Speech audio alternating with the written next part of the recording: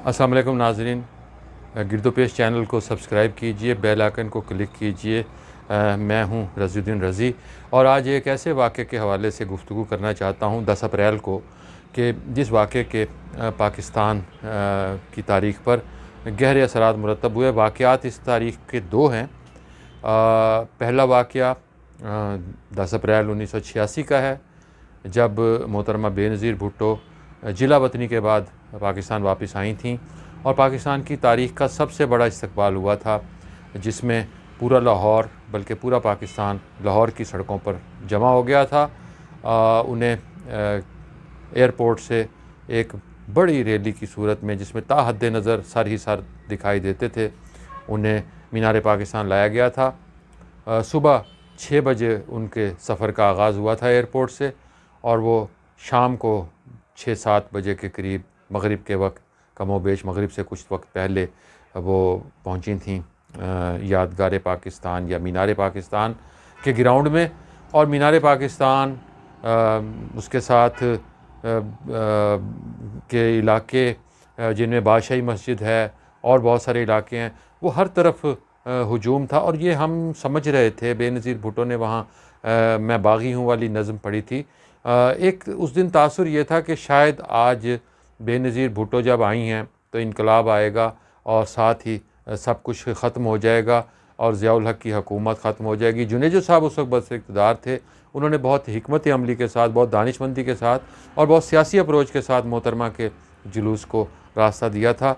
और वो तमाम कारकुन जज्बाती होने के बावजूद गवर्नर हाउस के सामने से नारे लगाते हुए पहुँचे और जलसा हुआ। और फिर हम भी उस जलसे में मौजूद थे, उस जुलूस में भी मौजूद थे। फिर सब कारकुन जो थे और सब लोग जो थे वो अपने अपने घरों को वापस चले गए।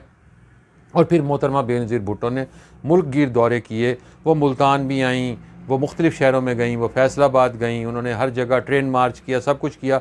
लेकिन बेनज़ीर भुट्टो की ये अवामी ताकत ज़ियाउल हक़ का कुछ भी नहीं बिगाड़ सकी। ऐसे मौके पर फिर वही बात याद आती है कि जब तक अंदर से कोई हलचल ना हो, जब तक मुक़्तदर क़ुव्वतें ख़ुद तब्दीली ना चाह रही हों या जब तक बड़ी ताकतें ख़ुद तब्दीली ना चाह रही हों। उसके बाद फिर ओजड़ी कैंप का वाक़या हुआ था। ओजड़ी कैंप का वाक़या बेनज़ीर भुट्टो साहबा के इस इस्तकबाल के 2 साल के बाद हुआ था। 2 साल मोहतरमा बेनज़ीर भुट्टो ने पाकिस्तान में गुजारे। उन्होंने सियासी तौर पर तहरीक भी चलाने की कोशिश की, मुनज़्ज़म अंदाज़ में जिद्दोजहद भी जारी रखी, लेकिन वो ज़ियाउल हक़ का बाल भी बेका ना कर सकीं। तावक्ते कि ओजड़ी कैंप ना हो गया। और ओजड़ी कैंप इसलिए हुआ था कि पाकिस्तान से जो अफ़गान जिहाद के लिए असला आ रहा था पाकिस्तान में, वो असला जो था उसकी बारे में ख़बरें आई थीं कि वो असला बेच दिया गया या वो असला स्मगल हो गया या वो फ़रोख्त कर दिया गया। और उसके बाद उन तमाम शवाहिद को ख़त्म करने के लिए वो धमाके हुए थे, उसे आग लगाई गई थी ओजड़ी कैंप को। और उसके नतीजे में बहुत बड़े पैमाने पर तबाही हुई और बहुत से लोग जो हैं उसमें लुक़मा अजल बने थे।